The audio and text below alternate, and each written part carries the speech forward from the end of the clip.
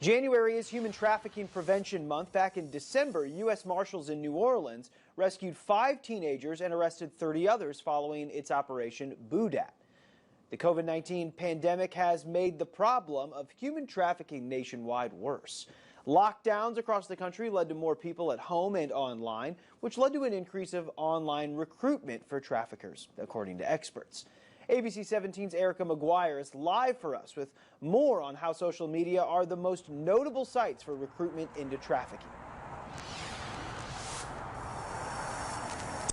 According to the U.S. State Department, there are nearly 25 million adults and children subjected to human trafficking around the world.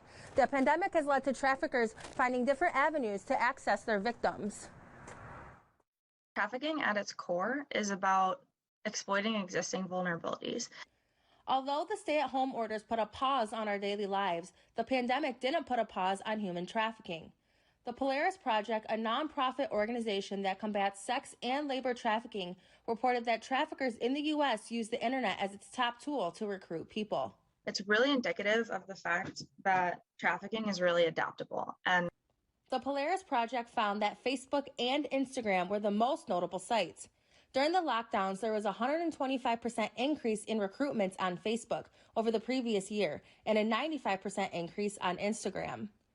During the pandemic, children and teenagers became more vulnerable emotionally, and while being isolated, social media became their only way to social connections. A human trafficker will offer an individual something that they are in need of or want. If they're lonely, or if they want a boyfriend, somebody who, says you're beautiful, somebody who says, oh, we'll, meet up and I'll buy you gifts. Nanette Ward with the Missouri Human Trafficking Coalition tells me there are a number of things parents need to be on the lookout for. Seeming to have more time in social media, that might mean they're hooked into somebody in particular. Nanette also says to pay attention to if your child stops seeing their friends, if their behavior changes in any way, if they start dressing differently or even talking differently. Now, Nanette tells me that parents should take advantage of the Missouri Human Trafficking Coalition's free educational program and to not think that it can't happen to their child. Reporting live in Columbia, Erica McGuire, ABC 17 News.